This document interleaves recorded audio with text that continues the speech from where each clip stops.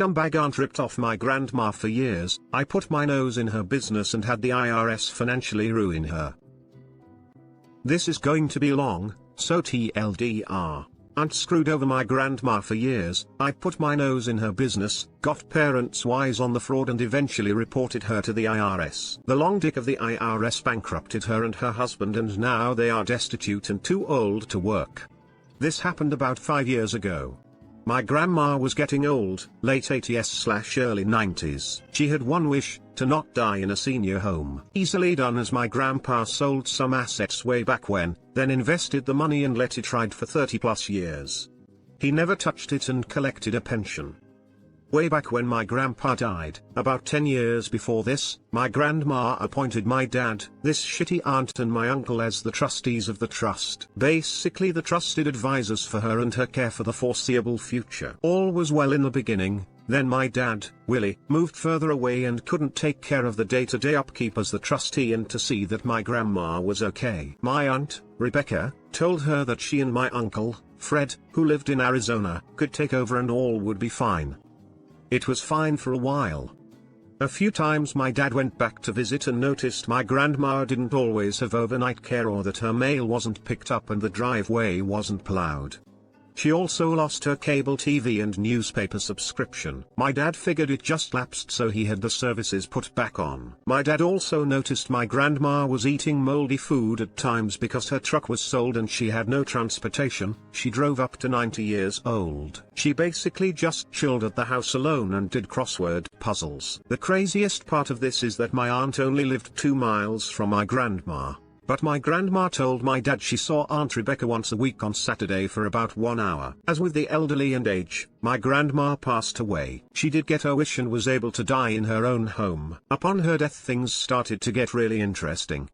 Once the probate lawyer got her children, my dad, aunt, uncle and another estranged aunt, Becky, around the table, some shady business started to come out. My Aunt Rebecca asked that everyone just forego any audit or paperwork and they just sell the house, for around $400,000, and divide up the remaining bank account balance of roughly $400,000. So just signing on the line, each sibling was to get a check for $200,000, not too bad of an inheritance. My dad thought that was somewhat a little rushed. He said at the time that he wanted to wait because my grandma's house was easily in the $600,000 range based on size and location.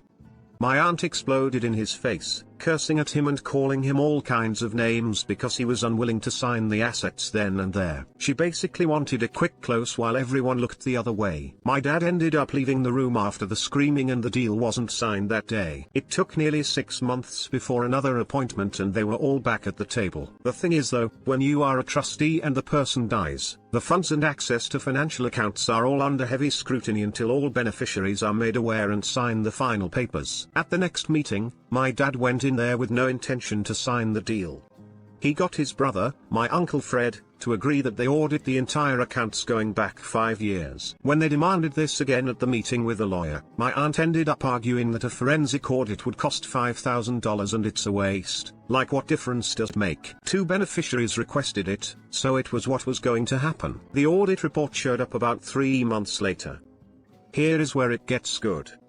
My dad began looking over the audit report, saw it was full of holes, like excessive monthly food costs for a 90-year-old lady, payments made for car services for a car my grandma no longer had, many different things in there, they just didn't add up. My dad asked me to give the audit a second look, so I spent a Saturday night going over it, and here is some crazy stuff I found, and alerted my dad about. 1. Costco monthly food costs of $1,100, $2,000 for the last 4 years. 2. Telephone bills for 6 cell phones, grandma has a home phone only. 3. Gasoline for a truck my grandma didn't have for like 4 years, and easily $400 per month. 4.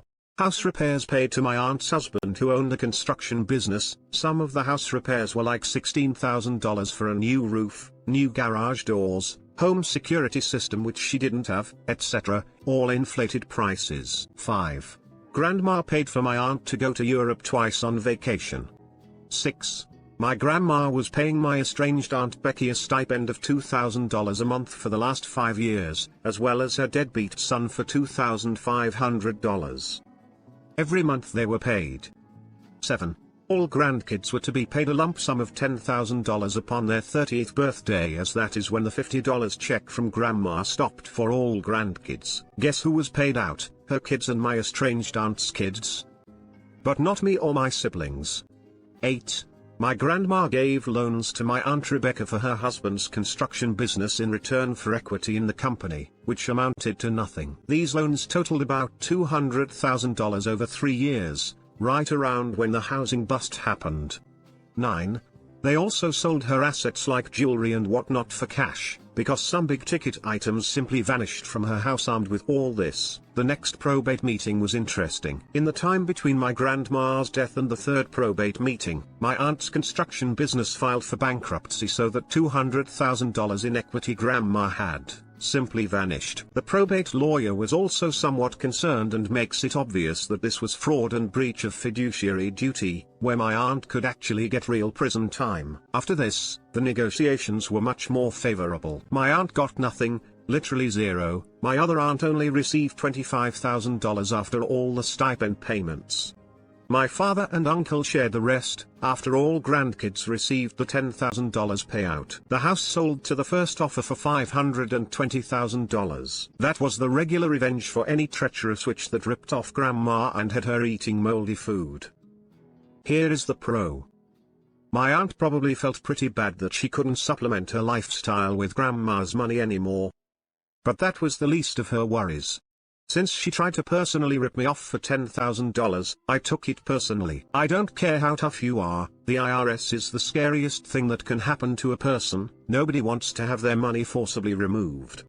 I did a little research and found the 3,949A. I also had the audit and legal office could/would provide the full trust in requested, demanded by the IRS. I don't know if it ever was. So I photocopied my documents, had them notarized and send off the info to the IRS. I felt like it went nowhere. Then maybe 18 months later I was notified and asked to come to the IRS building for an appointment in my city. The agent went over all the details, what they found in their research, and then they asked for a sworn statement. It turns out my aunt didn't declare something like $1.2 million in additional income over 5 years, and as such she owed the IRS around $420,000 plus penalties.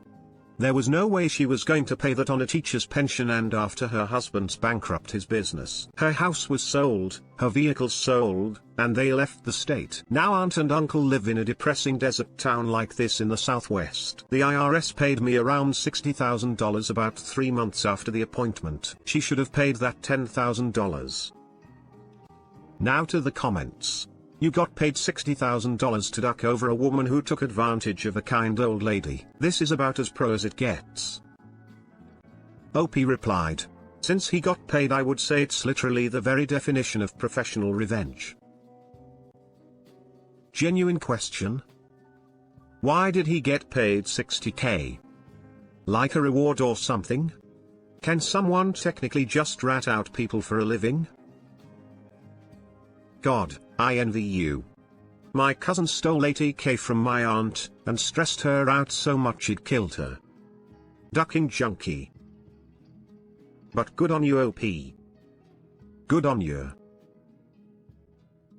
I'm sure you probably already know this, but if your mom is on pain medications, don't tell your sister if it can be avoided. My best friend growing up turned into an awful junkie. When his own mother was dying of cancer, he'd peel off her fentanyl patches, suck the medicine out of them, and then put them back on her, bone dry. Those patches are supposed to last anywhere from 2 to 72 hours, so she spent her final days in agony, because her son needed his fix.